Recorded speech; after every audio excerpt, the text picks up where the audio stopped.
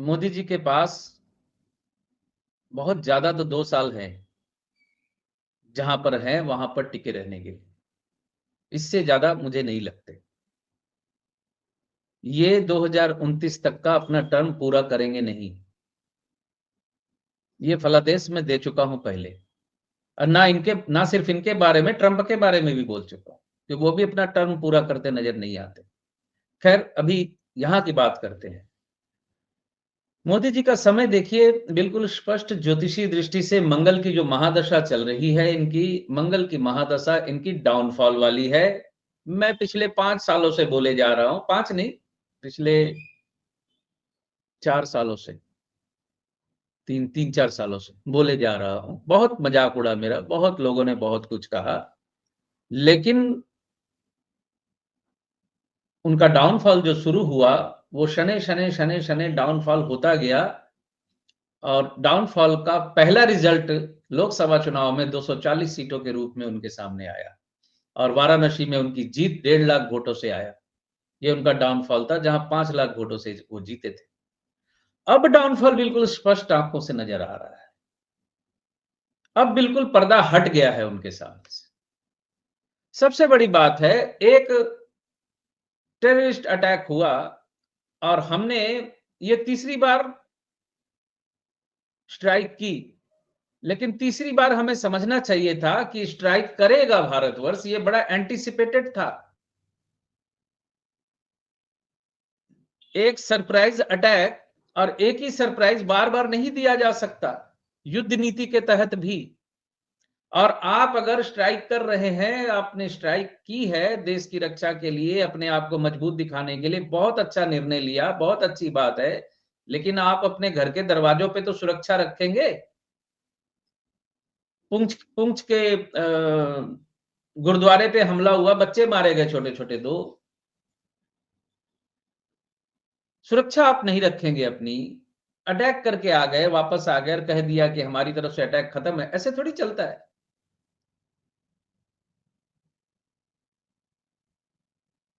बयान तो ऐसे ही आए ना कि हम यहां जा रहे हैं मारने।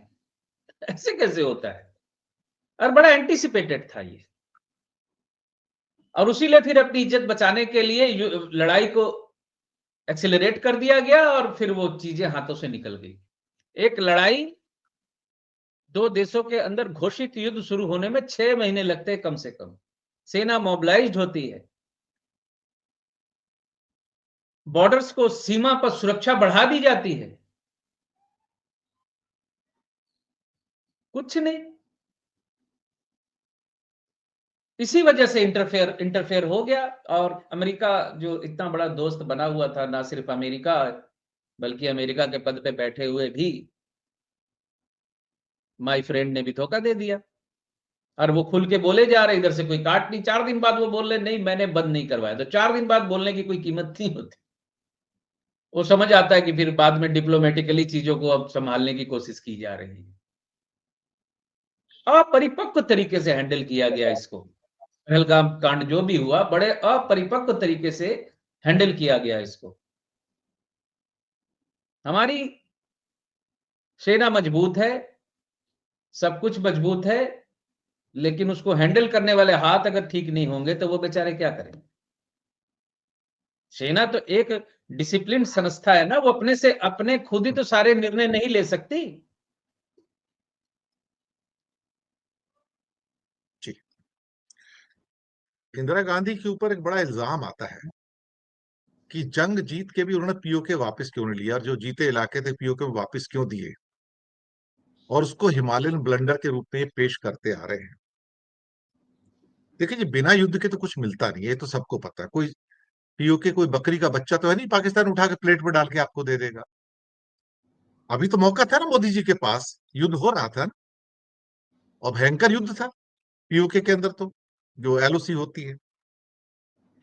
तो इंदिरा गांधी को पानी पी पी कर कोसने वाले मोदी जी ने काहे मौका चूक दिया फिर ये सर? काहे पीओके नहीं ले लिया इस टाइम? काहे हिम्मत नहीं पड़ी उनकी सर? काहे वापिस आ गए सर? उनके सितारे अगर इतने बुलंद थे तो रोज वही बातें, हम पीओके लेंगे, पीओके लेंगे, पीओके लेंगे। युद्ध था तो युद्ध से वापिस आ गए।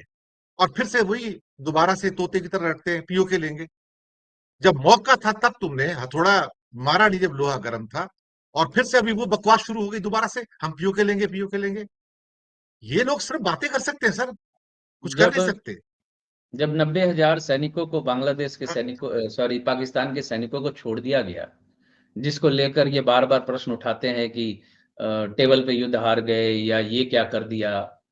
बात यह है कि व्हाट्सएप यूनिवर्सिटी से बाहर निकलकर कुछ ज्ञान अगर प्राप्त करें, तब तो इनको समझ में आए कि वो सब मूव क्यों लिए गए थे। या फिर सब कुछ जानते हुए, सब कुछ समझते हुए, चूंकि हमने अटैक करना है, चूंकि हमने नेहरू को छोटा करना है, चूंकि हमें इंदिरा गांधी को छोटा करना है, चूंकि गांधी खानदान को हमने छोटा करना है, सारे सत्य समझते जानते हुए भी हम लोगों ने ब्लैबरिंग करनी है, हमने बोलना है, इसलिए बोल रहे हैं।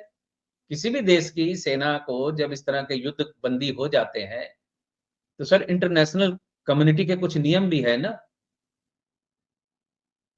जिनेवा संधि संधि संधि एक्टिव होती है ना इस मामले में। सभी देशों की सेनाओं को लेकर एक संधि बनी हुई है ना।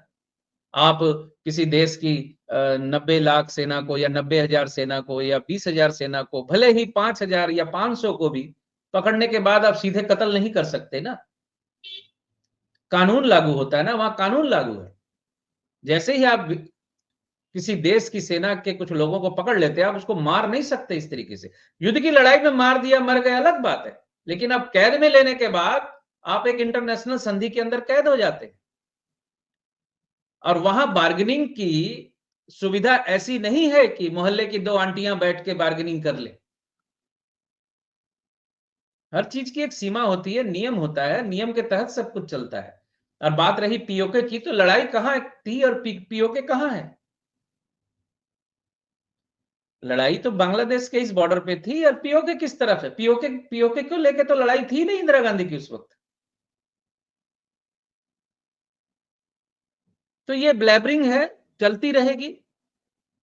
दूसरे को छोटा करने के लिए ये ब्लैबरिंग लगती है, या बिल्कुल ही इनोसेंस है, कुछ मालूम नहीं इनको, ये ब्लैबरिंग करते रहते हैं।